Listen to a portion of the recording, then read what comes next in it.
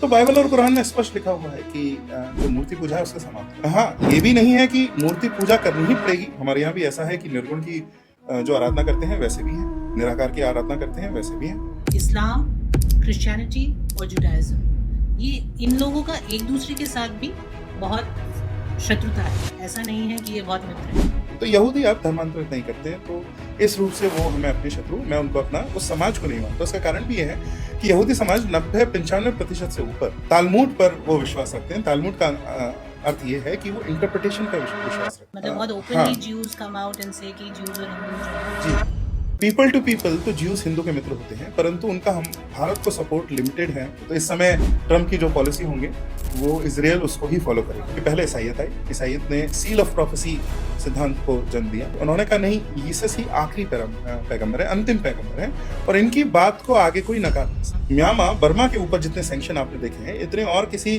Dictatorship के नहीं। लेकिन क्या रीजन है कि Hindus still continue to be the largest faith? जैसे पहलगाम का जब अटैक हुआ था तो 3 मैंने न्यूज सुनी, 3 मुसलमान जिनको इतनी ग्लानि हुई ये देख के जो पहलगाम में हुआ था कि ऐसा मजहब जो यह करने पर मजबूर है वो मानने नहीं। तो उन्होंने सनातन धर्म को केवल और केवल अपने पूजा घर में ईसस को रख लीजिए, फिर धीरे धीरे दूसरे भगवानों को हटवाते थे। आज भी यही करते हैं कि गांधी के बारे में आपका क्या विचार है? तो वो आरंभ करते हैं, इस्लाम मुझे यही सिखाता है कि गांधी भले ही सबसे अच्छे हिंदू क्यों ना हो, वो सबसे घटिया मुसलमान से नीचे ही रहे। तो हम स्वयं बोध कैसे जगाएंगे लोगों में?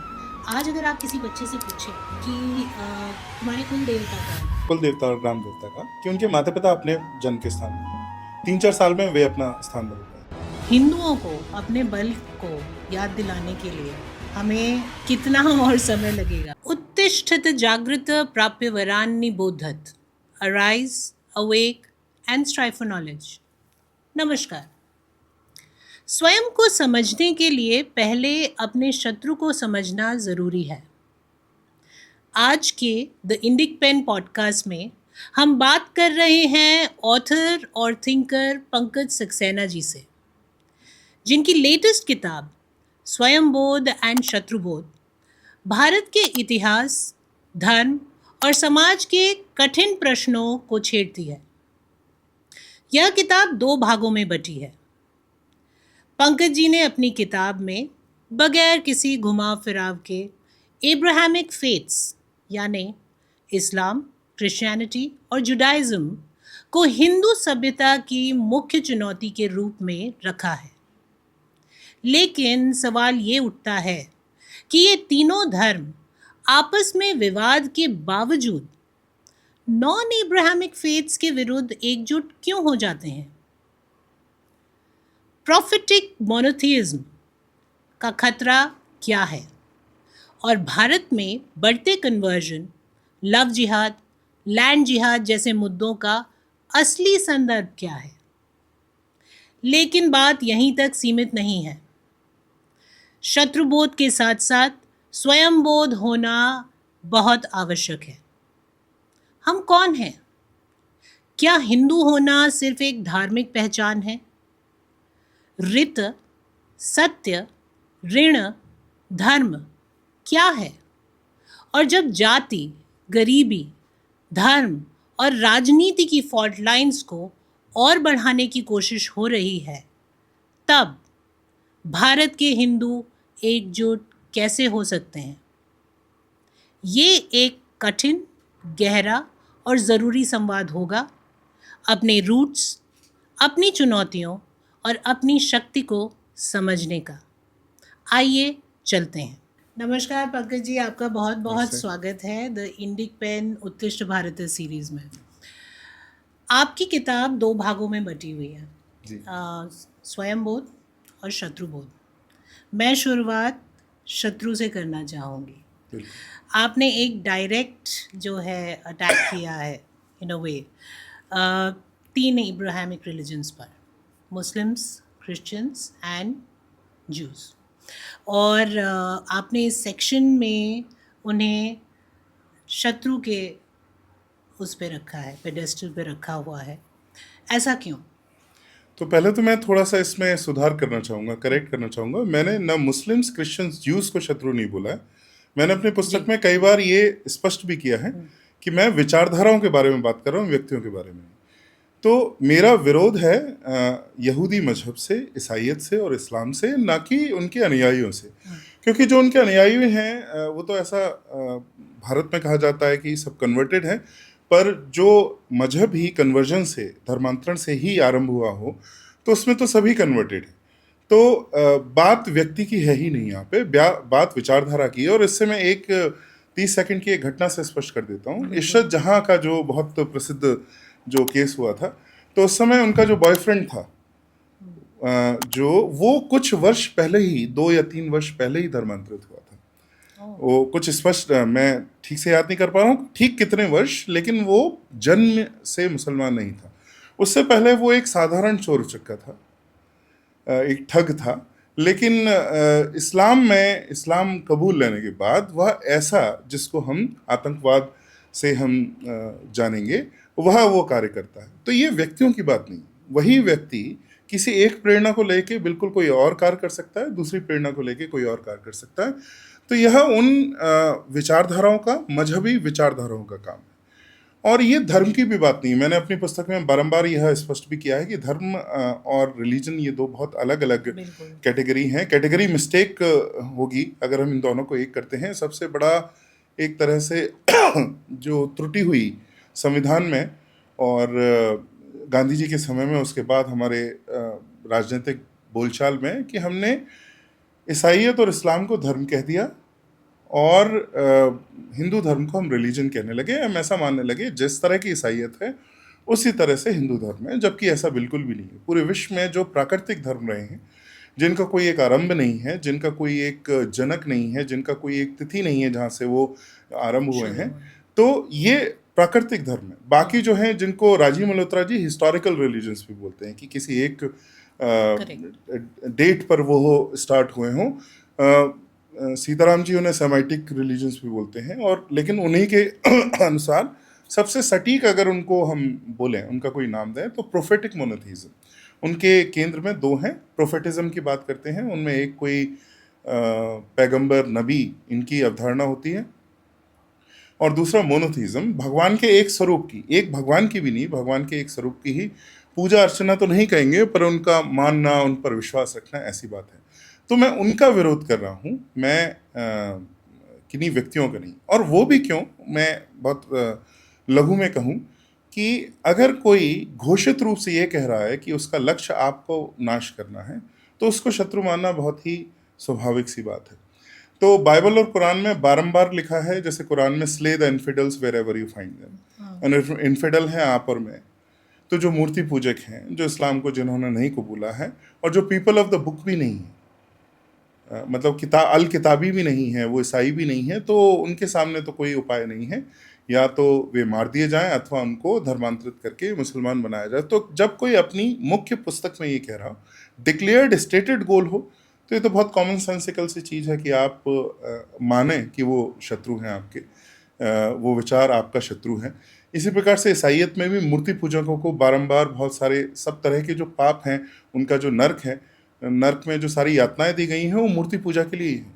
बाकी सारे जो क्राइम हैं वो छोटे हैं। ये जो क्राइम है, ये जो अपराध है, ये सबसे बड़ा अपराध है कि आप दूसरी मूर्ति की पूजा कर लेते हैं या दूसरे भगवान की पूजा कर लेते हैं। और उसमें भी बार बार ये बोला गया, मैंने तो कुछ चर्च की सर्विसेज भी बहुत सारे अटेंड किए हैं। अच्छा। और उसमें वो हमको देखकर और वो वही वर्ड्स पढ़वाते हैं जिसमें ये लिखाते हैं, जिसमें ये लिखा हुआ है कि गुड न्यूज़ फैलाना, आपका हर ट्राइब तक ले जाना और कन्वर्ट करना आपका धर्म, आपका कर्तव्य है। ये जो बाइबल में जो पैसेजेस हैं वो सामने आपको पढ़ाते हैं। तो बाइबल और कुरान दोनों कह रही हैं कि जो ये रिएक्शनरी रिलीजन है। अभी मैं एक किसी और बातचीत में मैंने ये एक बात आई, तो हिंदुओं को कल्पना ही नहीं होती कि कोई और धर्म, एक तो कंफ्यूज हो गए कि ये धर्म है, धर्म ऐसा कैसे कह सकता है। पर हमको ये पहले जानना पड़ेगा कि ये रिएक्शनरी रिलीजन, इनसे पहले जो आए हैं उनका रिएक्शन इनके अंदर है। जो भी धर्म है, धर्म का रिएक्शन इनके अंदर है। तो बाइबल और कुरान में स्पष्ट लिखा हुआ है कि जो मूर्ति पूजा है उसको समाप्त करना है। तो मैं तो बहुत प्राउड मूर्ति पूजक हूँ, तो इसमें ये मानना, और हिंदू धर्म, सनातन धर्म के अंदर तो मूर्ति पूजा बिल्कुल है, केंद्र में है। हाँ, ये भी नहीं है कि मूर्ति पूजा करनी ही पड़ेगी। हमारे यहाँ भी ऐसा है कि निर्गुण की जो आराधना करते हैं वैसे भी हैं, निराकार की आराधना करते हैं वैसे भी हैं, परंतु सगुण और साकार की आराधना करने वाला जो मुख्यतः पूरा समाज है, उसका विरोध नहीं बल्कि उसका संवर्धन किया गया। तो इस दृष्टि से उनको शत्रु कहा गया। आपने जो बताया उससे बहुत सारी बातें आती हैं। मैं एक एक करके एक पॉइंट पे आपसे कुछ पूछना चाहूँगी। पहला ये कि जब हम इन तीनों धर्मों की या इन तीनों रिलीजन्स की बात करते हैं या फेथ सिस्टम्स की बात करते हैं, जो एब्राहमिक फेथ सिस्टम्स हैं, उसमें जो अगर हम देखें तो इस्लाम, क्रिश्चियनिटी और जुडाइज़म, ये इन लोगों का एक दूसरे के साथ भी बहुत शत्रुता है। ऐसा नहीं है कि ये बहुत मित्र हैं, लेकिन जहाँ ही मूर्ति पूजक आते हैं ये मित्र हो जाते हैं। और ये शायद आपकी ओपनिंग ऑफ द बुक में भी इसी से शुरू होता है कि जो हैं जो आपके साथ हैं वो ये सवाल पूछते हैं कि ऐसा क्यों है कि ये कहीं भी कुछ भी हो रहा हो विश्व में, यहाँ के मुसलमान उसको सपोर्ट करेंगे। कहीं भी कुछ भी हो रहा हो विश्व में, क्रिश्चियंस जो हैं वो एकजुट हो जाएंगे। विश्व में कहीं भी जूस के अगेंस्ट कुछ होता है, जूस एकजुट हो जाते हैं। जूस पर मैं आपसे अलग से एक प्रश्न करूंगी, पर पहले मैं ये समझना चाहूँगी कि इन तीनों के बीच में ऐसा क्या है कि ये एक दूसरे से लड़ते हैं। फिर हम उस बात पे आएंगे कि मूर्ति पूजकों के साथ के सामने ये सब एकजुट कैसे हो जाते हैं, किस मायने में हो जाते हैं। जी, तो सबसे पहली बात है, एक दूसरे से लड़ते क्यों हैं? तो हर किसी का जो स्टेटेड गोल है, जो लक्ष्य है, पूरे विश्व पर राज करना है। करेक्ट। एक छत्र राज कर रहा है। तो इसमें तो दो जो क्लेमेंट है, भले ही वो बिल्कुल एक जैसे हों, सारी उनकी जो गुण हैं वो एक जैसे हों, सारे उनके कार्य एक जैसे हों, एक्शन एक जैसे हों, फिर भी वो एक दूसरे के शत्रु होंगे, क्योंकि इस्लाम का भी लक्ष्य है पूरे विश्व को धर्मांतरित करके मुसलमान बना लेना, और ईसाइयत का भी यही लक्ष्य है। यहूदी मजहब का एक समय हुआ करता था, कुछ 2000 वर्ष से पहले, परंतु ईसाइयत आने के बाद वह समाप्त हो गया। तो इसलिए मैं कहता हूँ कि जुडाइज्म एज एन आइडिया तो हमारा शत्रु है, क्योंकि जुडाइज्म एज एन आइडिया तो ओल्ड टेस्टामेंट की जो बातें हैं वही हैं, परंतु जो यहूदी समाज है वो हमारा शत्रु अब नहीं है। क्योंकि पहली बात तो वो धर्मांतरित नहीं कर रहे, और मेरा कहना है आपकी सोच कितनी भी कैसी भी हो, कितनी भी घटिया हो मेरे बारे में, लेकिन अगर वो आप अपने तक सीमित रखते हैं तो मुझे उससे समस्या नहीं कर रहे हैं हाँ, तो मुझे उससे समस्या नहीं है। आप जैसा सोचना चाहें मेरे बारे में सोच सकते हैं, किसी के मस्तिष्क पे हमें इस तरह से नियंत्रण करने की कोई आवश्यकता नहीं होनी चाहिए। तो यहूदी अब धर्मांतरित नहीं करते हैं, तो इस रूप से वो हमें अपने शत्रु, मैं उनको अपना उस समाज को नहीं मानता। उसका कारण भी यह है कि यहूदी समाज 90-95% से ऊपर आज के युग में अब तालमुड पर वो विश्वास रखते हैं। तालमुड का अर्थ ये है कि वो इंटरप्रिटेशन पे विश्वास रखते हैं। तो बाइबल को वो इंटरप्रेट करते हैं, और इंटरप्रिटेशन में उसके वो आध्यात्मिक आयाम भी निकालने लगे हैं, जो दूसरे बाकी धर्मों से प्रेरित होके, सनातन धर्म और बाकी धर्मों से प्रेरित होके वो उसके कुछ आध्यात्मिक अर्थ निकालने लगे। इस कारण से उनके समाज में थोड़ा सा विकास हुआ है, और विज्ञान और इसका जो है प्रचलन वो बहुत हुआ है, और वो थोड़े सहिष्णु हुए हैं।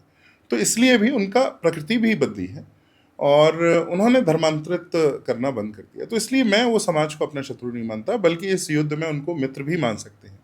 बहुत openly they come across as friends for Hindus, मतलब बहुत openly Jews come out and से कि ज्यूज और हिंदूज जो हैं जी जी पीपल टू पीपल तो ज्यूज हिंदू के मित्र होते हैं, परंतु उनका हम भारत को सपोर्ट लिमिटेड है यूएस फॉरेन पॉलिसीज, क्योंकि उनका जो फॉरेन पॉलिसी वो अलाइंड है यूएस फॉरेन पॉलिसी, और वो इतना ही आगे जाएंगे जितना कि यूएस प्रेसिडेंट्स आगे जाएंगे। तो इस समय ट्रम्प की जो पॉलिसी होंगे वो इजराइल उसको ही फॉलो करेगा। तो ये भी हमें ध्यान रखना होगा। वो एक नेशन स्टेट अलग, सोसाइटी अलग, और रिलीजन अलग।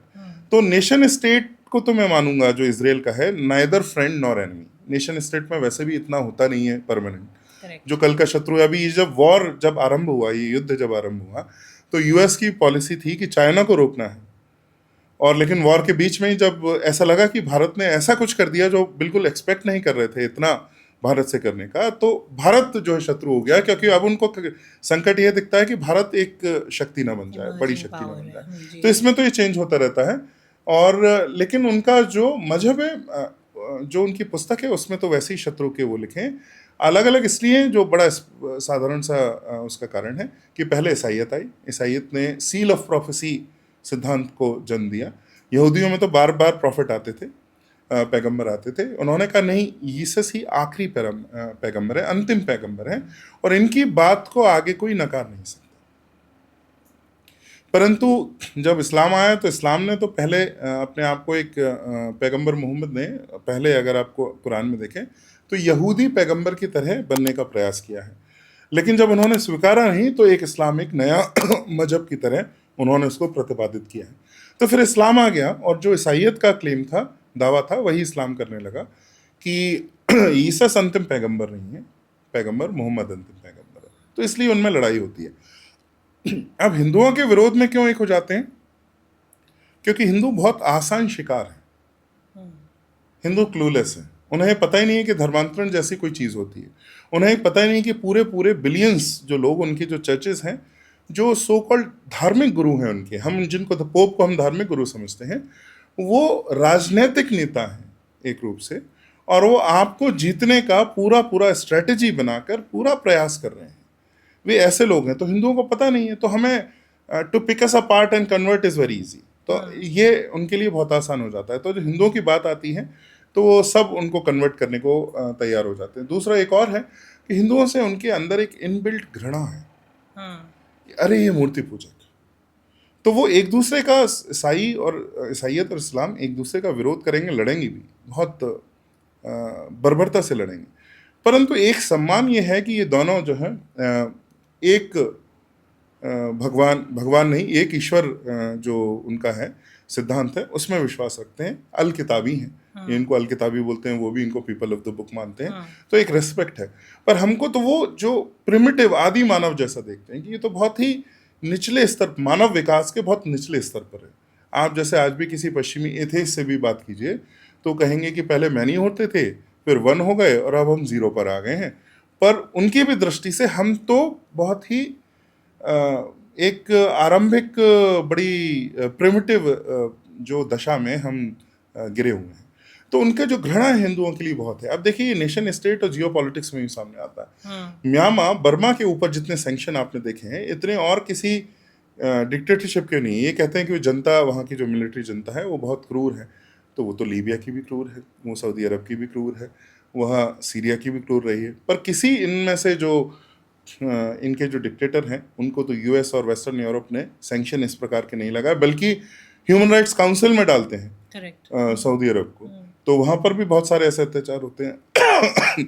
लेकिन वो जो म्यांमार से जो घृणा है, वह घृणा ये है कि ये गैर ईसाई, गैर मुसलमान, नॉन क्रिश्चियन, नॉन इस्लामिक, ये एक पेगन, ये मूर्ति पूजक की, घृणित मूर्ति पूजक कैसे उठ के हमारा सामना कर सकते हैं, ये वेस्टर्न पॉलिसी को, वेस्टर्न हेजेमनी को कैसे डिफाई कर सकते हैं।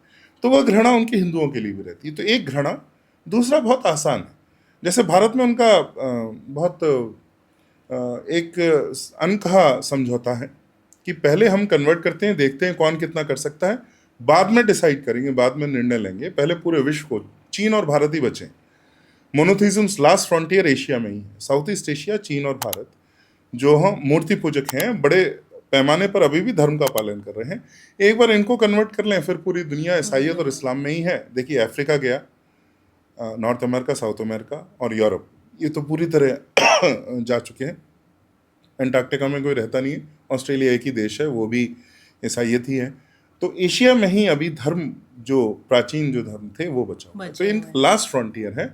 यहाँ पर सारे मूर्ति पूजकों को समाप्त करके फिर ये डिसाइड करेंगे कि उनके बीच में क्या होता है। इंडिया के नॉर्थ ईस्ट में भी ऐसा ही गेम चल रहा है कि बहुत सारे स्टेट्स में से हिंदू लगभग एलिमिनेट हो गए हैं, या मूर्ति पूजक लगभग एलिमिनेट हो गए हैं। उसमें क्रिश्चियन और मुस्लिम्स ही अब उनमें क्लैशेस हो रहे हैं। करेक्ट। लेकिन पंकज जी, और भी ऐसे धर्म रहे, और भी ऐसी सभ्यताएं रही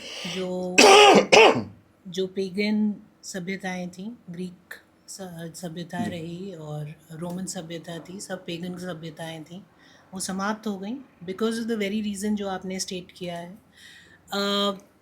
आपका जो ये कहना है वो काफ़ी विजिबल है कि ये जो अटैक्स हैं ये कंटिन्यूसली चल रहे हैं। हज़ारों वर्षों से ये कोशिश हो रही है कि जो अपनी सुप्रीमेसी है उसको हमें इस्टेब्लिश करना है, और बिटवीन क्रिश्चियंस एंड इस्लामिस्ट्स ये सुप्रीमेसी का गेम की वजह से बाकी जो पेगन रिलीजन्स हैं उनको धीरे धीरे समाप्त किया जा रहा है।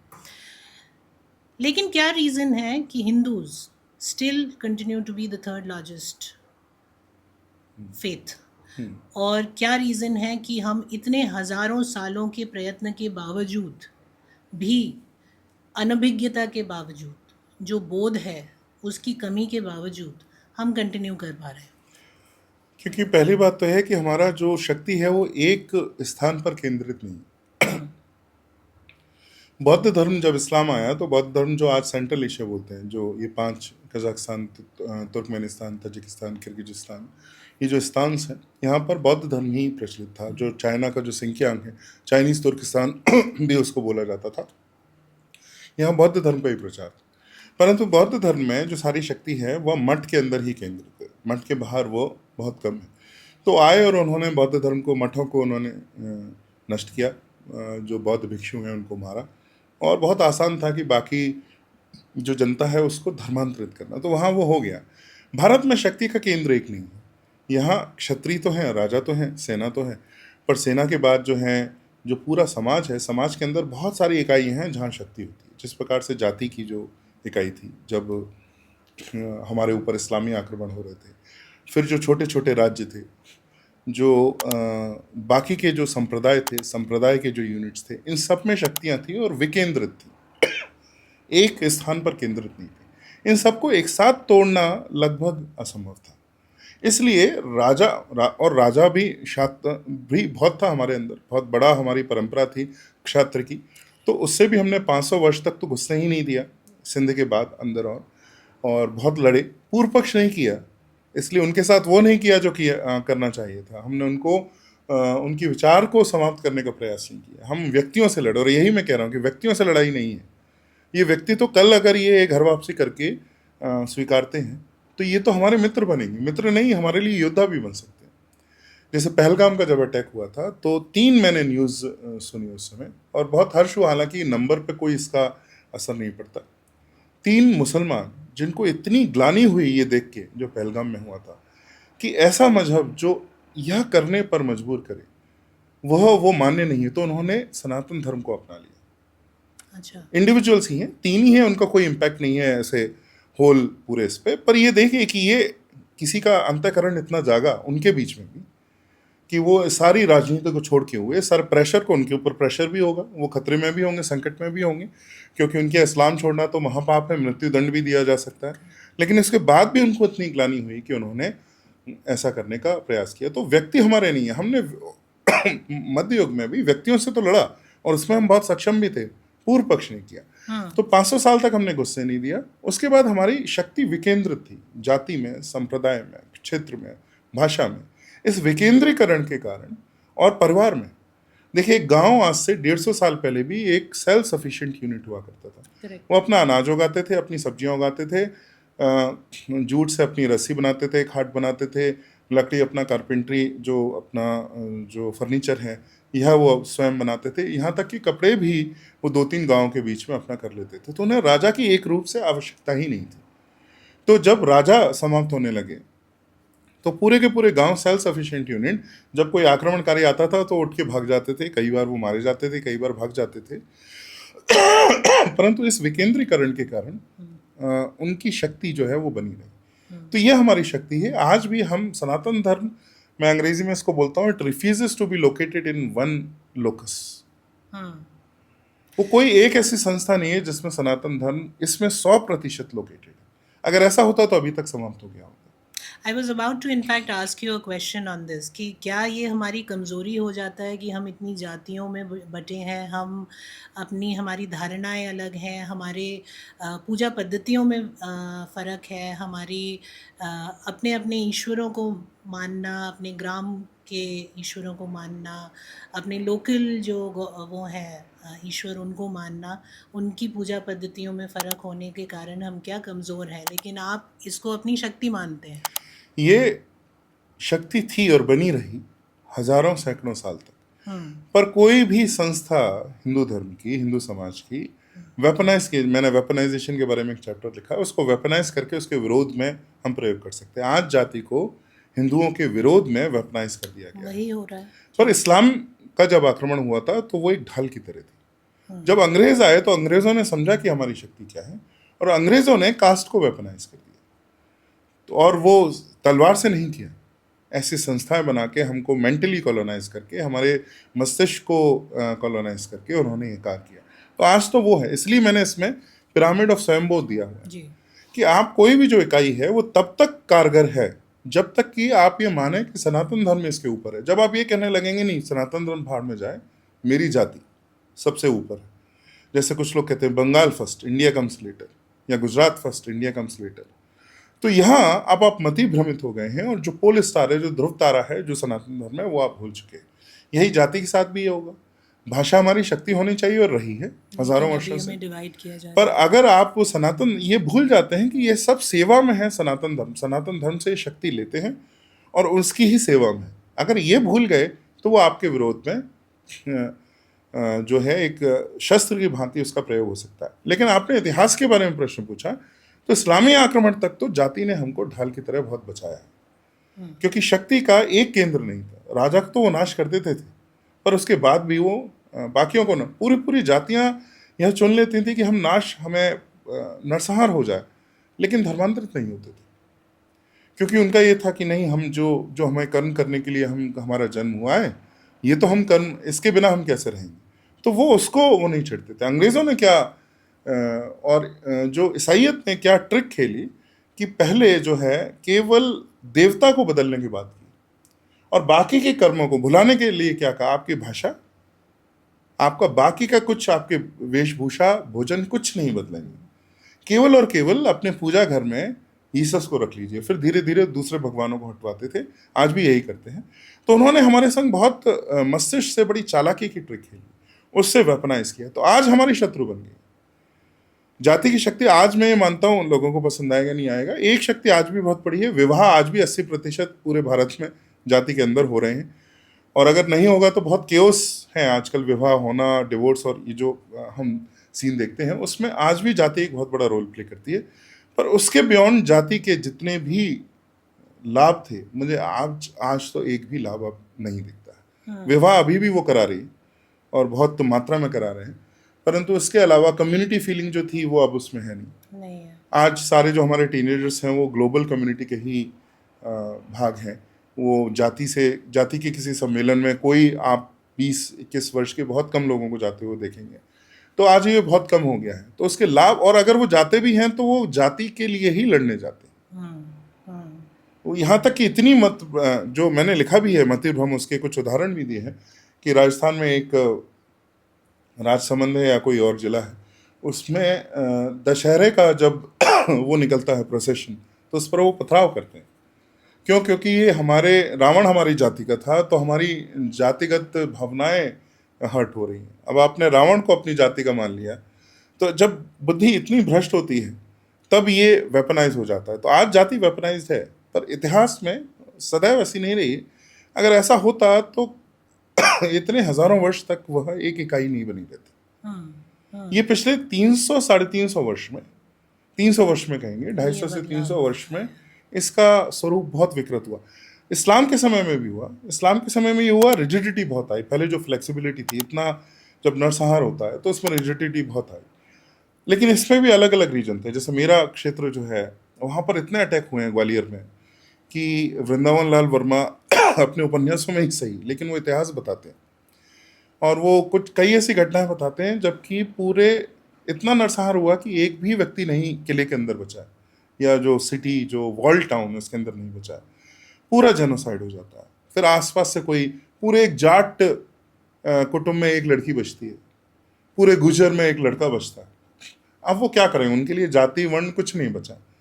वो चाहे वो ब्राह्मण हो चाहे कोई हो, वो जंगल में जाके आखेट करेगी, खाएगी। मृगनैनी की कथा में उन्होंने बहुत सुंदर से ये बताया।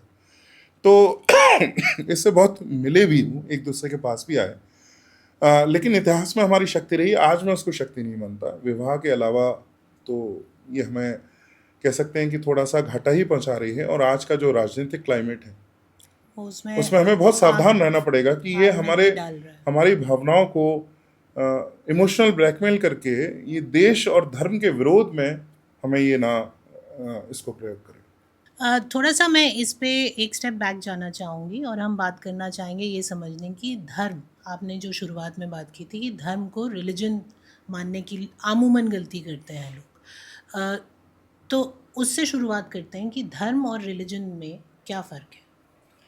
जैसा अभी हमने थोड़ी बहुत बात की कि धर्म एक तो प्राकृतिक होता है, इसका कोई आरंभिक दिन नहीं है। हुँ, तो जो हमारे पूर्वज सदैव से जिसकी पूजा करते आए हैं, जो दैवी शक्तियां हैं और जो प्राकृतिक शक्तियां हैं, उनकी जो पूजा करते हैं वो, तो इसके कोई एक आरंभिक दिनांक नहीं है, इसका कोई एक फाउंडर नहीं है। हुँ, इसमें प्रोसेलाइटाइजेशन का सिद्धांत नहीं होता, यानी धर्मांतरण का सिद्धांत नहीं होता, क्योंकि ऐसा माना जाता है कि हर स्थान का एक देवता है। ग्राम देवता, नगर देवता हमारे यहाँ सिद्धांत ही है, तो नगर देवता एक दूसरे का नगर देवता नहीं हो सकता। हमारे यहाँ ऐसा मानते हैं कि वो तो जहाँ जो देवता हैं, जहाँ रह रहे हैं, वो अपने नगर देवता का पालन करें, उनकी पूजा करें। हाँ, शिव विष्णु जैसे आप कह सकते हैं कि यूनिवर्सल देवी देवता भी, पर उसमें भी सिद्धांत ये नहीं है कि आप अपने देवता को छोड़कर हमारे देवता की आराधना करें। मैं एक छोटा सा उदाहरण देता हूँ। पल्लव जो राजघराना था, उसने कांची कैलाशनाथ में, कांचीपुरम में कैलाशनाथ एक मंदिर बनवाया, जो आज भी द्रविड़ परंपरा का सबसे सुंदर मंदिर है। उसी को देख जब चालुक्यों ने कर्नाटक से उस पर आक्रमण किया, वहाँ पर राजधानी पर, कांचीपुरम पर, तो उससे वो इतने प्रभावित हुए, उसको तोड़ने के बजाय पहले तो उसका स्वीकार किया, उनका पूजा की, और फिर ये देखा कि कौन से वो वास्तुकार हैं, शिल्पकार हैं, उनको लेके गए अपनी राजधानी पट्टदकल में मंदिर बनवाया कर्नाटक में। फिर जो आज महाराष्ट्र है, वहाँ से राष्ट्रकूट हम वो करते हैं, आक्रमण करते हैं पट्टदकल के ऊपर, चालुक्यों की राजधानी पर, उन्हें हराते हैं, और वो वहाँ विरूपाक्ष मंदिर देखते हैं, जो बना था कैलाशनाथ मंदिर के ऊपर। उससे बहुत प्रभावित होते हैं, और उससे प्रभावित होकर उन्हीं शिल्पकारों और वास्तुकारों को ढूंढकर एल्लोरा जो आज है, जो वर्ल्ड हेरिटेज साइट है, वहाँ पर कैलाशनाथ टेम्पल एल्लोरा का निर्माण करते हैं, जो बहुत ही अद्भुत है। तो हमारे यहाँ इस प्रकार से प्रेरणा ली जाती थी। तो जब जब हम मजहबों की बात करते हैं, जब हम सेमेटिक रिलीजन्स या प्रोफेटिक मोनोथिस्टिक रिलीजन्स की बात करते हैं, तो बहुत शुद्ध है कि वो भगवान के एक स्वरूप की, ईश्वर के एक स्वरूप की आराधना करते हैं। वन गॉड वन बुक, केवल एक पुस्तक की बात करते हैं, किसी और पुस्तक की आपको आवश्यकता नहीं, कुरान अथवा बाइबल। वन ह्यूमैनिटी, उसका अर्थ है कि एक और मुसलमान, डिवाइडेड ह्यूमैनिटी, दूसरी ओर गैर मुसलमान, एक और ईसाई, दूसरी ओर गैर ईसाई। ईसाई इसमें स्वर्ग जाने के कैंडिडेट है, और गैर ईसाई तो नर्क ही जाएंगे, मतलब कोई चाहे वो कितने भी अच्छे कर्म करें, वो हेवन नहीं जा सकते। तो अली ब्रदर्स में से एक से जब पूछा गया गांधी जी के बारे में, मैंने उस प्रसंग पर भी लिखा है कि गांधी के बारे में आपका क्या विचार है, तो वो आरंभ करते हैं, इस्लाम मुझे यही सिखाता है कि गांधी भले ही सबसे अच्छे हिंदू क्यों ना हो, वो सबसे घटिया मुसलमान से नीचे ही रहे। तो हम कितने भी अच्छे कर्म, हम कर्म पर जज करते हैं। हम देखिए कैसे किसी को देखेंगे, भाई वो अच्छा व्यक्ति है या बुरा व्यक्ति है, वो दूसरों को परेशान कर रहा है या नहीं, उसके कर्म कैसे, कर्म के ऊपर निर्धारित करते हैं वह व्यक्ति कैसा। पर वहाँ कर्म नहीं, वहाँ आस्था, बिलीफ, आस्था भी नहीं कहना चाहिए, जो उनका ईमान है, बिलीफ, वो उसके ऊपर निर्धारित होता है कि कोई स्वर्ग में जाएगा, कोई नर्क में जाएगा। तो डिवाइडेड ह्यूमैनिटी और डिवाइडेड टाइम, यानी इस्लाम से आने से पहले जाहिलिया, इस्लाम आने के बाद में इल्म, एज ऑफ नॉलेज। इसी तरह ईसाइयत में है कि रिविलेशन से पहले, ईसस के उससे पहले एज ऑफ इग्नोरेंस था, उसके बाद एज ऑफ नॉलेज है, नॉलेज इस बुक में है। और दूसरा कि बाकी के जो पंथ हैं, जो प्राकृतिक हैं, धर्म हैं, वे शैतान की पूजा कर रहे हैं, वो भगवान की पूजा नहीं कर रहे हैं। और वो इतने गलत हैं कि उनका धर्मांतरण करके हमें अपने गुट में उनको मिला लेना चाहिए अथवा उनको नाश कर देना चाहिए। तो उनका यह मानना है, क्योंकि उनका यह मानना है कि जो हेवन में जाएंगे वो तो पेरेनियल हेवन है, वो सदैव हेवन में रहेंगे, और हेल भी इटर्नल हेल है। तो जो नर्क में जाएंगे ईमान ना होने के कारण, वो आदि काल तक नर्क की अग्नि में जलेंगे। उसके बहुत सारे विवरण भी हैं, उसमें जाने की बहुत आवश्यकता नहीं है, परंतु एक ऐसा है कि अनंत काल तक जैसे तेल के कड़ाहों में उनको तला जाएगा, जब उनकी खाल जल जाएगी तो भगवान उनको एक नई खाल देगा, फिर तला जाएगा, and this will continue for ever. For what? कि उनका ईमान सही नहीं था। और ये पैगंबर से पूछा गया, अपने चाचा के बारे में पूछा गया कि आपके चाचा और आपकी माँ कहाँ जाएंगी, तो उन्होंने उनके बारे में ये उत्तर दिया, जबकि उनकी कोई गलती नहीं थी, क्योंकि उस समय इस्लाम आया ही नहीं था। तो वो इस्लाम कबूल नहीं सकते थे, ईमान नहीं ला सकते थे, क्योंकि उन्होंने इस्लाम देखा ही नहीं था। पर उनकी गलती ना होने के कारण भी, क्योंकि वो इस्लाम में ईमान नहीं ला पाए थे, वो नर की अग्नि में चले गए। तो इस तरह के जो बिलीफ होते हैं कि केवल हम ही सही हैं, केवल हमारी पद्धति ही सही है, दूसरे सब गलत हैं और इतने गलत हैं कि उनका धर्मांतरण करके हमारे गुट में मिलाना चाहिए, यह प्रोफेटिक मोनोथिज्म। इसमें कुछ मिक्स भी है। जैसे बुद्धिज्म की जब बात आती है तो इसमें कुछ मोनोथिस्टिक रिलीजन के गुण हैं, जैसे एक फाउंडर, एक डेट और कन्वर्जन, परंतु वायलेंस नहीं है। और इनका जो कोर है वो कोर आध्यात्मिक है कि जन्म मरण कर्म प्रारब्ध पुनर्जन्म ये होता है, हमारे कई जन्म होते हैं और इससे चक्र से निकलने के लिए, जैसे सनातन धर्म में मोक्ष की अवधारणा है, उनके यहाँ निर्वाण की अवधारणा है। तो उनका बीज जो है वो आध्यात्मिक है, बीच में हिंसा नहीं। इसलिए वे कभी हमारे बौद्धिक रूप से हमारे बहुत वाद विवाद हुए हैं, और इसमें तो कोई बुराई नहीं। आप अगर सनातन धर्म का विरोध करना चाहते हैं तो हमारे यहाँ तो बहुत शास्त्रार्थ हुए हैं, वाद विवाद हुए हैं। आदि शंकर ने ही नहीं, कई और विद्वानों ने उनके वाद विवाद किया है, बहुत लंबे समय तक किया है, और बहुत अच्छे उससे निष्कर्ष भी निकले हैं। तो उनसे हमारा बौद्धिक स्तर पर तो लड़ाई रही है, परंतु कोई जिहाद जैसा हमें चैलेंज देखने को नहीं मिलता। तो इसलिए वो मित्र के रूप में रहेंगे, वो हमारे स्वयं भी नहीं है, क्योंकि वो बड़े चेतन रूप से हिंदू नहीं है। उन्होंने चुना है हिंदू ना होना, तो हम हिंदू नहीं कहेंगे, परंतु अब आज के समय में वे हमारे मित्र हैं। Before we move ahead, just a small reminder to hit the subscribe button. परंतु पंकज जी, इससे ये भी सवाल उठता है कि अगर हम शत्रुबोध में ही इतने अबोध हैं, हमें पता ही नहीं है कि हमारा शत्रु क्या है, हिंदू भूल चुका है कि हमारे शत्रु क्या कर रहे हैं हमारे साथ। एक प्रेम से, चालाकी से हमें बदल रहे हैं, एक क्रूरता से हमें बदल रहे हैं। तो हम स्वयं बोध पे, और अब मैं आपकी स्वयं बोध वाले सेक्शन पे आना चाहूँगी कि हम स्वयं बोध कैसे जगाएंगे लोगों में। आज अगर आप किसी बच्चे से पूछें कि तुम्हारे कुल देवता कौन है, तो आप 90% शहरी बच्चों में अनभिज्ञता पाएंगे। दे विल नॉट नो कि ये कुल देवता होते क्या हैं। अगर हम आज बच्चों से पूछेंगे कि आप किस जाति से हैं, तो पेरेंट्स पहले जंप करेंगे ये बोलने को कि आप जात पात की बात क्यों कर रहे हैं।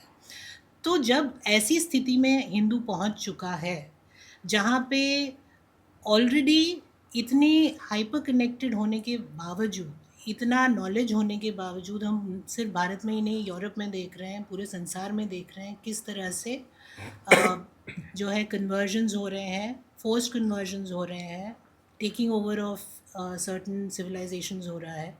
उसके बावजूद अगर हिंदू अपनी आँख मूंदे बैठा है, तो आप जो स्वयं बोध की बात करते हैं, हिंदू क्या है, अपने आप को जानने की बात करते हैं, उसकी शुरुआत कैसे हो सकती है? देखिए, इसमें हमें थोड़ा सा, जिसको हम कहते हैं, अडेप्ट करना होगा। कुल देवता और ग्राम देवता में तो ये जो अभी जो श्रृंखला चली हुई है, थोड़ी आस्था कम ही होगी आगे आने वाले समय में।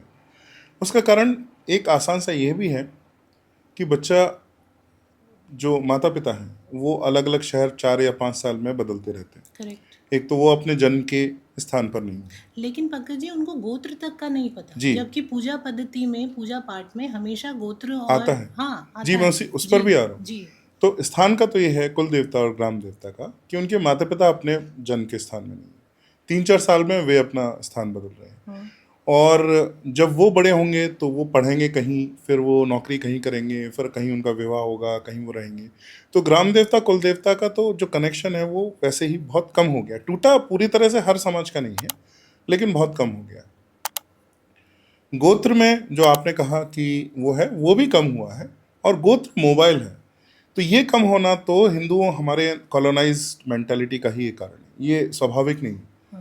कि देखिए, गोत्र, हम जब पूजा में अपना गोत्र याद रखना, बताना स्थान से, तो इसका कोई संबंध नहीं है। इसमें कोई खर्चा भी नहीं हो रहा, दिमाग का भी बहुत खर्चा नहीं हो रहा। मैं अपना गोत्र, एक शब्द होता है, एक शब्द याद रखना और बच्चों को बताना कि जिस तरह से उनका सरनेम है या नाम है, ऐसा उनका एक गोत्र भी है।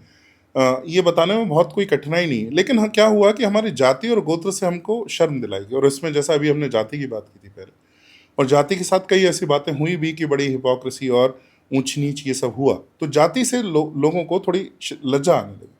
और वो गोत्र, ये समझे नहीं कि गोत्र का जाति से लेना देना नहीं, गोत्र एक अलग चीज है। तो गोत्र भी भूलते गए और उनका ये मानना था कि अरे ये हिंदू बिना ही कारण से अननेसेसरी क्लासिफिकेशन में फंसे रहते हैं, मतलब ऐसी बारीकियों में फंसे रहते हैं जिसका कोई अर्थ नहीं है। ऐसा हमको शेम दिलाया गया, ये असली नहीं था। तो उसका कारण ये है, ये कॉलोनाइज मेंटालिटी का ही।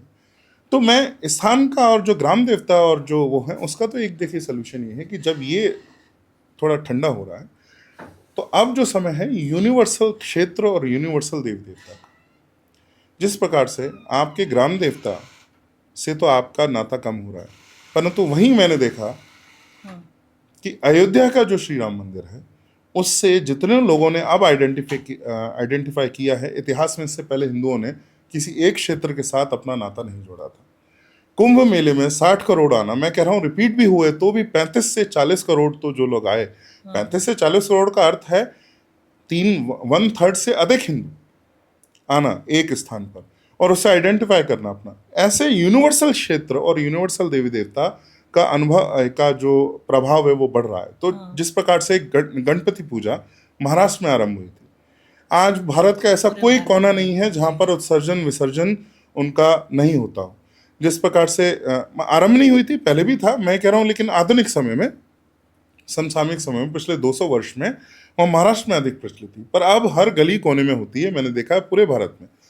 इसी प्रकार से देवी पूजा बंगाल और जो उत्तर पूर्वी और उत्तरी जो संस्कृतियां हैं उनके अलावा इतनी प्रसिद्ध नहीं थी नवदुर्गे की, लेकिन आज हर स्थान पर होती है। अब मैं बहुत हर्ष से देख रहा हूँ कि रथ यात्रा जो थी, जो केवल पुरी का था, आज वो हर आप अपार्टमेंट में जहाँ भी 700-800 घर हैं वहाँ अगर 30 परिवार भी उड़िया हैं तो वो रथ यात्रा निकालते हैं। और मुझे बड़ा हर्ष हुआ कि मेरे बच्चे को, जिसको रथ यात्रा को कोई अनुभव नहीं हो सकता था, हम ऐसे एक 800 घर वाले एक अपार्टमेंट में, भले ही वो एक आर्टिफिशियल लिविंग को हम देखते हैं फ्लैट में, लेकिन वहाँ नीचे जो रथ यात्रा है उसको जो अनुभव मिला वो बहुत अलग था। तो हमारा एक देखिए, शक्तियाँ कभी भी एक ही दिशा में नहीं मुड़ती जी। तो एक ओर से ग्राम देवता और ये कम हो रहे हैं, तो दूसरी ओर से जो यूनिवर्सल देवी देवता हिंदू, यहाँ हम दूसरों की बात नहीं कर रहे, उनका प्रभाव बहुत बढ़ रहा है। तो मेरा कहना है उनमें, ऐसे त्योहारों में और ऐसे अवसरों में अपने बच्चों को अधिक सम्मिलित करें। देखिए ये फैशनेबल भी है, आपके बच्चे रथ यात्रा में सम्मिलित होने से मना नहीं करेंगे। जो आपकी सोसाइटी में आएगी जिसमें अच्छे क्लोथ्स पहन के बड़ी हिप वो है और उसमें प्रसाद है, म्यूजिक है, डांस है, इससे उनको वो नहीं होगा। ग्राम देवता में क्या क्या माँ आप ग्राम और गांव और इस तरीके का वो करेंगे। मैं ये नहीं कह रहा हूँ कि पूरे उनकी टेंडेंसीज को स्टोक करना चाहिए, पर जहाँ उनकी टेंडेंसीज से हमें लाभ हो वो लेना चाहिए। तो इस तरीके से उनको उस और अगर मोड़ें तो मोड़ना चाहिए। और जब 35 और 40 के बीच में जब व्यक्ति आता है तो उसको अपनी जड़ें 100 में से 50 लोगों को याद आती हैं। 16 से 30 का जो होता है उसमें ना परिवार, ना भाई बहन, ना माता पिता, ना कुछ नहीं दिखता। उस समय सब कुछ और दिखता है। जब जीवन आपको थका देता है, हरा देता है कई रूप से, तब आपको अपनी जड़ें याद आती हैं। उस समय आप वहाँ रहे उनको बताने के लिए कि नहीं तुम्हारी कुल देवता ये है, नहीं तुम्हारी कुल देवी ये है, और तुम्हारा गोत्र ये है। तुम्हारे बच्चे का जब विवाह हो, तुम्हारा विवाह तो हमने किया था, पर तुम्हारे बच्चे का जब विवाह हो तो तुम्हारा गोत्र ये है, ये देख के करना, उस गोत्र में विवाह ना हो। और उसको बड़ा लॉजिक समझा सकते हैं हम। गोत्र एक होने का अर्थ है कि हम we are too close genetically, तो हमें बर्थ डिफेक्ट्स होने का बहुत चांस बढ़ जाता है अगर हम विवाह करते हैं। ये साइंटिफिक लॉजिक ये उनको समझ में आ सकता है। तो इस तरह से कई स्ट्रेंथनिंग भी मुझे बड़े शक्तिशाली भी मुझे तंत्र दिख रहे हैं अपने समाज में जी। और जो कुछ इनएविटेबल है, ग्राम देवता तो देखिए जब तक वो एरा भी अब बदल रहा है, जब तक ये इंटेंस ट्रैवल का और इंटेंस शिफ्ट का एरा जब तक नहीं जाता, तब तक वो इतना शक्तिशाली नहीं होगा। लेकिन अब जो विश्व बदल रहा है, अब जिस तरह के पहले जॉब्स हुआ करते थे वो अब नहीं है। हमारे देश में भी अगले 15-20 साल में इंफ्रास्ट्रक्चर जो बनना होगा वो बन चुका होगा। हमारी पॉपुलेशन एक टेबल ऑफ हो जाएगी, शहर का जो स्वरूप लेना होगा वो ले चुके होंगे। उसके बाद इतना विस्थापन नहीं होगा जितना विस्थापन आज चल रहा है। तब जाके फिर से ये स्मृति आएंगी। और रामस्वरूप जी कहते हैं कि ये देवता कहीं देवता असली हैं, ये कहीं मरे थोड़ी हैं। हम उनका पथ भूल गए। हम जब उनकी आराधना अर्चना करेंगे तो वो पुनः जो है वे हमें दिखने लगेंगे, हमें दृष्टिगोचर होने लगेंगे। तो उसमें हमें चिंता करने की उस तरह से विषय नहीं है। हमें ये सोल्जर की तरह में याद रखना है कि कब कौन सा हमें जो है चाल चलनी है एक तरीके से, और कब कौन सा हमें पग उठाना है, ये हमें ध्यान रखना चाहिए। लेकिन आज ये जो राम जन्मभूमि, मथुरा जन्मभूमि, कृष्ण जन्मभूमि, इसके लिए मैंने यूथ को जितना उद्वेलित दिखा है, मेरे समय में मेरे बराबर वाले बच्चे नहीं थे। जी। आज जो 18 वर्ष का बालक है, क्योंकि वो ही is more individual than us, we were more part of our families. हम परिवार से इतना विरोध नहीं कर सकते थे, जो आज के बच्चों को तो विरोध, वो पैदा ही होते हैं विरोध में जी। तो वो प्राउड हिंदू भी जो हैं, वो माइनॉरिटी में है, लेकिन जो हैं वो बड़े प्राउड हिंदू हैं। तिलक लगा के सबके सामने जाएंगे और कहेंगे it's not my problem, if you have a problem with it, it's your problem. तो वो बहुत प्राउड भी हैं। तो वहाँ मुझे एक अच्छे कुछ चिन्ह भी दिखते हैं। हजारों सालों से हम इनको पुशबैक करते आ रहे हैं।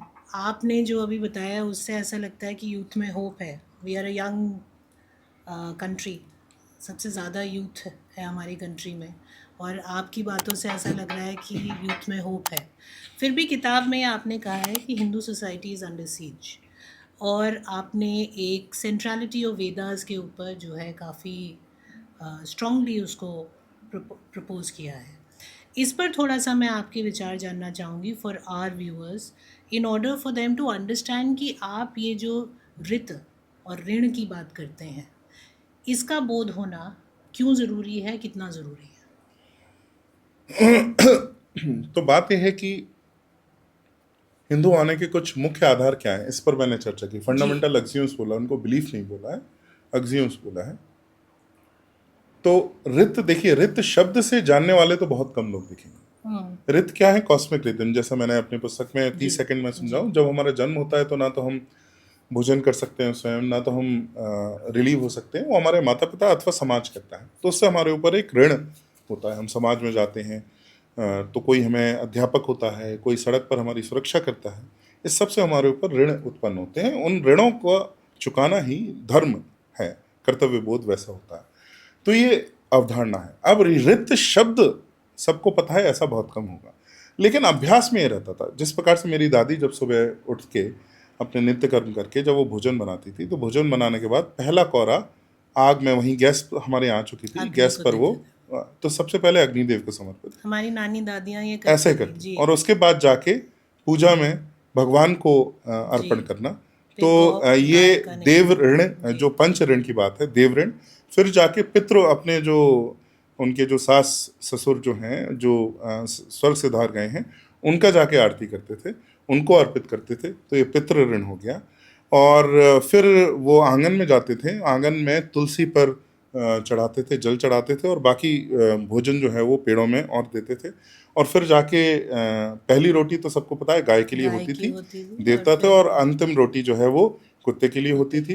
तो ये भूत ऋण हो गया। और फिर नर ऋण, तो अपने परिवार के साथ बैठ के खाना, ये नर ऋण।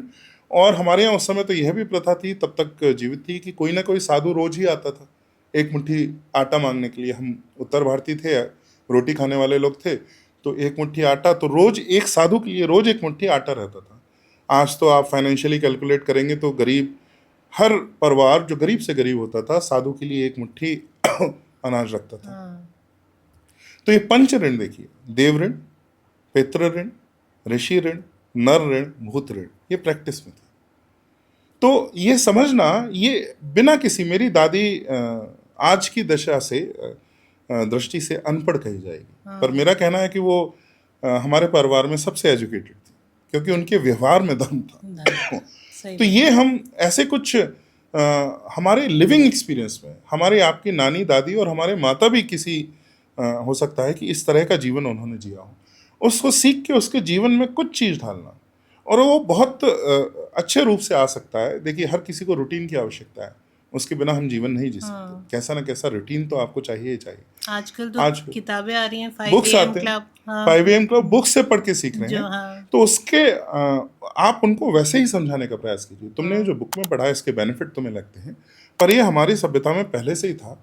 और उसमें और तुम्हारी जो नेचुरल क्लॉक है, जैसे सर्कैडियन रिदम की नोबेल प्राइज़ मिला 5-6 वर्ष पहले फिजिक्स का, कि रात को सोना चाहिए, दिन को कार्य करना चाहिए, जैसा कि बहुत कॉमन सेंसिकल है, प्रकृति कहती है, जो हमने उल्टा कर दिया था। अब जो है धीरे धीरे लोगों को समझ में आ रहा है। तो इससे थोड़े से रिचुअल अपने जीवन में लाना, उससे संबंधित, उससे आपका डिसिप्लिन बड़ा जीवन में आएगा, बड़ा नियंत्रण आएगा, और उसके कारण जो है बहुत सारे धर्म अपने आप को धर्म के कई सारे आयाम आपको समझ में आएंगे। तो रित तो बहुत ही महत्वपूर्ण है हमारे जीवन में। रित से अगर आप अलग बहेंगे तो एक जो डिसोनेंस है आपकी बॉडी, आपकी लाइफ में, और उसमें वो बढ़ेगी, भले ही आप वो शब्द जानते हो या ना जानते हो। उसके साथ फ्लो करने में आपके जीवन में एक असोनेंस होगी, एक सामंजस्य होगा, और वो आपके लिए बहुत अच्छा है। योग अब ये बदल गया है कि आप बिना समझाए अब अपने बच्चों को नहीं रह सकते। जब वो ये पूछेंगे कि ये क्यों करें, तो आप ये नहीं कह सकते जो मेरे पिताजी कहते थे कि है ये तो होता है इसलिए करते आए हैं, इसलिए तुम भी करो। तो उसमें से 10% कुछ ऐसी चीज़ होंगी जो रैशनली समझाना इतना संभव नहीं है। उसमें हम ये कह सकते हैं कि थोड़ा करके देखो, विश्वास रख के हमारा, तुम्हें सही लगे बाद में उसका कुछ असर होता है तो करना, नहीं तो नहीं करना। बाकी का तो बहुत आसानी से, बहुत सरलता से आप उसका रैशनली, लॉजिकली आप उसका उत्तर दे सकते हैं। तो उसमें ये कहने की आवश्यकता नहीं है कि केवल होता है इसलिए करते आइए। अभी वो समय नहीं, वो हो सकता है समय वापस आए जब उनको अपने सभ्यता की जो विजडम है, जो उसकी वो वापस समझ में आए, उसका ज्ञान, परंतु अभी वो समय नहीं। तो थोड़ा उनको समझ के समझाने का प्रयास करें, बाद में वो अपने आप भी करना आरंभ कर देंगे। तो है तो बहुत महत्वपूर्ण, लेकिन ये बिहेवियर में कैसे आया रित, इसको हमें थोड़ा सा ध्यान देना होगा। और ऋण की बात मैं पूछ रही थी आपसे, आपने 5 ऋणों की बात करी है, और उसके बाद धर्म की बात की है, लेकिन इन सब में जो हम कभी कभी भूल जाते हैं, और आपने बहुत अच्छे से, बहुत सिंपल वे में समझाया कि अपने बच्चों को आप कैसे ये सब चीज़ें वापस से उनकी हैबिट में ला सकते हैं, उनके डे टू डे उसमें ला सकते हैं।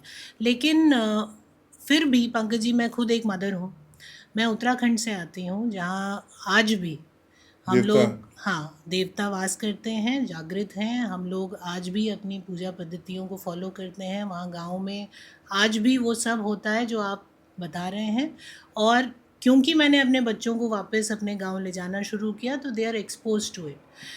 बट खतरा कब आता है कि ये सब चीज़ें तो ठीक है, लेकिन हम सामने एक ऐसे शत्रु से को फेस कर रहे हैं जो क्रूर है, जो हज़ारों सालों से मारना काटना जानता है। ऐसे शत्रु को फेस करने के लिए हमें किस तरह से अपने आप को प्रबल करना होगा? ये कई स्तर हैं। देखिए, ये केवल व्यक्तियों की बात नहीं, एक तो राजनीतिक स्तर पर, इसलिए इतने समय से यह बात भी चली है कि ऐसी सरकारें होना चाहिए जो थोड़ी हिंदुओं को रक्षा कर पाए। पहली बार ऐसा हुआ है कि ऐसी सरकार है जो हिंदुओं के विरोध में नहीं, धुलमुल है, कहीं बीच में है। रक्षा कितनी कर पाएंगे मुझे नहीं पता, परंतु कम से कम एक्टिव परसिक्यूशन नहीं कर रहे हैं। जो आज से पहले एक्टिव परसिक्यूशन था, हमारी जो कहते हैं कि खेत की जो बागड़ है वही शिकार कर रही है, खेत का खा रही है, ऐसा नहीं। तो पहले तो इसको और प्रगाढ़ करना, राजनीतिक स्तर पे भी हमें बहुत प्रबल करना होगा। दूसरा, और सामाजिक स्तर पे ऐसे कुछ संस्थाएं, अगर आप किसी कॉलोनी मोहल्ले का भाग हैं तो उसमें रुचि लें कि वहाँ क्या हो रहा है। वहाँ के त्यौहार, गणेश पूजन, दुर्गा विसर्जन, ये सब इसमें आप सम्मिलित होंगे तो आपको वहाँ पर जो उस क्षेत्र के जो शक्तिशाली स्त्री और पुरुष हैं उनसे संपर्क में आएंगे, और उनसे संपर्क में आके एक थोड़ी सी एकजुटता होती है। जब कोई ऐसा संकट आए तो आप अकेले ना हो। हिंदुओं की समस्या ये है कि वो अकेले पड़ जाते हैं, क्योंकि अब उन्होंने संबंध रखना छोड़ दी। पर जैसे आज भी जो छोटे स्थान हैं वहाँ पर इतनी समस्या नहीं है, कि वहाँ पर कम से कम अगर 10 घर हैं तो 5 तो हिंदू के घर बाहर निकल के आ जाएंगे समर्थन करने की, नहीं ऐसा कुछ क्यों हो रहा। तो पहले तो वो तो समाज के स्तर पे ये, राजनीतिक स्तर पे ये, व्यक्तिगत स्तर पे हम अपने बच्चों को, हमारा कर्तव्य है कि हम उनको रिलीजन के बारे में सारा उनको ज्ञान दें, मजहब के बारे में क्योंकि अगर हम नहीं देते हैं तो हम सिटिंग डक्स बना रहे हैं जो उनका शिकार करना चाहते हैं। क्योंकि वेदर लाइक इट और नॉट, हमारे बच्चे इंडिविजुअली भी उनके निशाने पर है, चाहे वो लव जिहाद हो, चाहे वो और कोई आपकी बेटी हो या बेटा हो, इससे अंतर नहीं पड़ता, वो उनके निशाने पर हैं। हाँ, तो आपको उनको थोड़ा सा तो एजुकेट करना ही पड़ेगा, परंतु ये भी ध्यान रखना है, थोड़ा कॉमन सेंस का प्रयोग करना पड़ेगा। जैसे मेरा बेटा है, वो बहुत बोलता है। अब ऐसा ना हो कि वो हमसे बात सुन के वो कुछ ऐसा बोल दे कहीं जो उसको ही खतरे में डाल दे। तो आपको थोड़ा थोड़ा पहले तो ये प्रोटेक्ट करना पड़ेगा कि थोड़ी वो दूरी रखे। और जब 14-15 वर्ष के हो जाएं, 13-14-15 वर्ष के हो जाएं, जब वो ये विवेक उनमें आ जाए कि कौन सी बात कहाँ बोलनी है, कहाँ नहीं बोलनी है, वहाँ पर उस समय आप उनको सारी बात डिस्क्लोज करें। जिस हाँ, प्रकार से हम आजकल ये बात करते हैं कि जब 14-15 ईयर्स का, जब 13-14 ईयर्स के बच्चे होते हैं तो माँ बाप उनसे एडल्ट टॉक करें और उनको प्रिपेयर करें आगे के लिए। करेक्ट। तो मैं कह रहा हूँ उस एडल्ट टॉक में ये भी आना चाहिए कि आपको खतरे कौन से हैं, पर आपकी जब जान माँ कैसे जा बाप खुद सकती ही है। सोचते हो इस बात को कि ये तो इस तरह की बातें करना जो है सांप्रदायिक होना है, कम्युनल होना है, हम अपने बच्चों को हेट की तरफ ले जा देखिए, रहे हैं। आप अपनी इंटेलेक्चुअल रेपुटेशन आपके लिए ज़्यादा इंपॉर्टेंट है, अपने बच्चों की जान, ये तय कर लीजिए। तो अगर आप कन्विंस्ड हैं कि नहीं ये संकट है, तो आप अपने बच्चों को उसके बारे में जानकारी दें। अगर आपको रेपुटेशन ज़्यादा प्यारी है, अधिक प्यारी है, और उनकी जान अधिक प्यारी नहीं है, तो फिर तो मैं क्या ही कहूँ कि ऐसे भी हैं कुछ लोग। मैं भी कुछ से सामना हुआ है। जैसे एक अंकित सक्सेना की हत्या हुई थी जी। दिल्ली में ही। हम्म। ये लव जिहाद का ही केस था, मतलब लव जिहाद नहीं, ऐसे ही ये प्रेम था। एक मुसलमान लड़की से प्रेम हुआ था, उनके घर वालों, 18 साल का लड़का था या 20 साल का, उसका गला काट के वहीं, एक ही बच्चा था, मार दिया। उसके बाद भी उनके माँ बाप कहते हैं कि नहीं नहीं, इसमें इस्लाम का कोई लेना देना नहीं है, हम ये सांप्रदायिक सौहार्द नहीं बिगाड़ना चाहते। तो बच्चे की जान जाने के बाद भी उनको जो है यह नहीं आया। पहलगाम में भी ऐसा एक दो के ऐसे कुछ बयान आए थे कि सामने ये करेक्ट। आपका धर्म पूछ के मारने के बाद भी उनको यह समझ में नहीं आया कि यहाँ पर ऐसी इंस्पिरेशन है। तो ऐसे बहुत सारे हैं, अब उनको छोड़ दीजिए, ये फ्रिंज एलिमेंट्स होते हैं, उनको छोड़ दीजिए। बाकी और जो मेजॉरिटी में है, उनको तो देखिए, आपको देश से प्यार ना हो, धर्म से प्यार ना हो, अपने बच्चों से तो हर किसी को प्रेम होता ही होता है, हाँ, या कहेंगे कि 99% को तो होता ही होता होगा।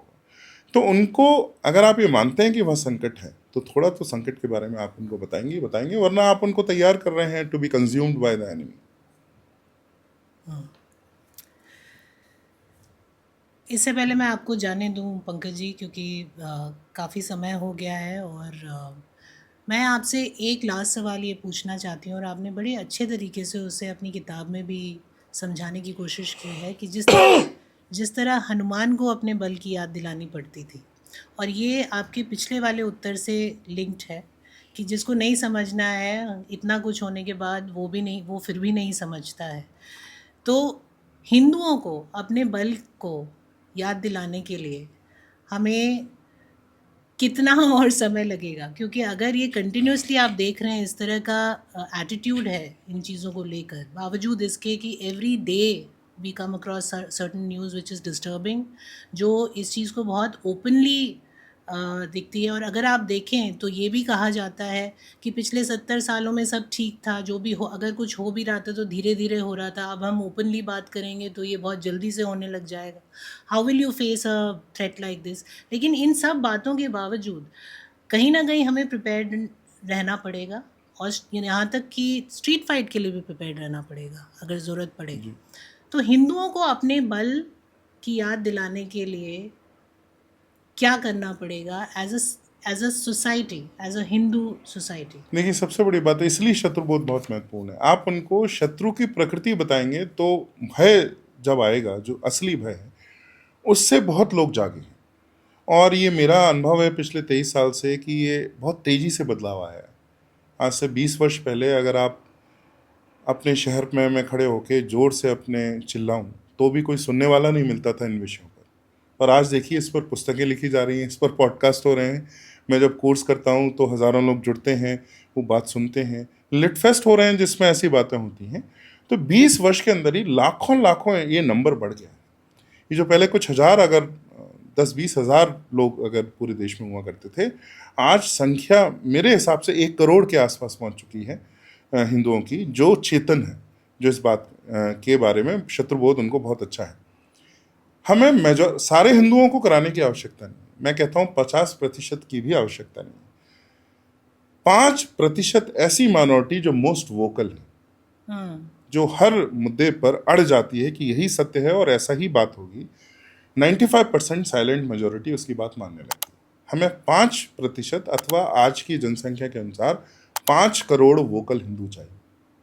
तो आज जितना नंबर है लगभग समझिए 5-6 गुना उससे अधिक चाहिए। जब ऐसा हो जाएगा जिस दिन, तो सारा जो देश की दिशा है वह उनके दिशा में मुड़ना आरंभ चलती रहेगी। देखिए, पहले कुछ भी होता था, कैसे भी मूवी बनते थे, आज मूवीज में लोग कॉशियस हो गए हैं कि हिंदू धर्म के इंसल्ट जो है वो करें या ना करें।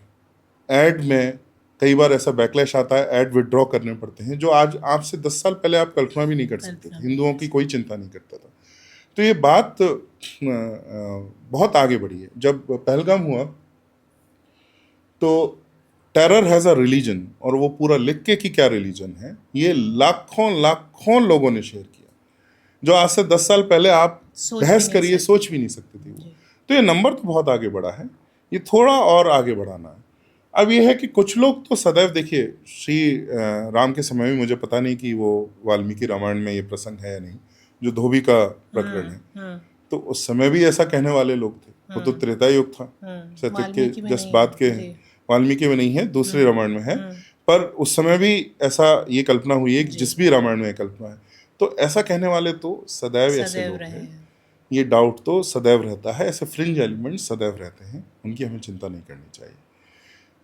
हमें चिंता करनी चाहिए उस 5% की जो हमें सुनने के लिए मोस्ट प्रिपेयर्ड है।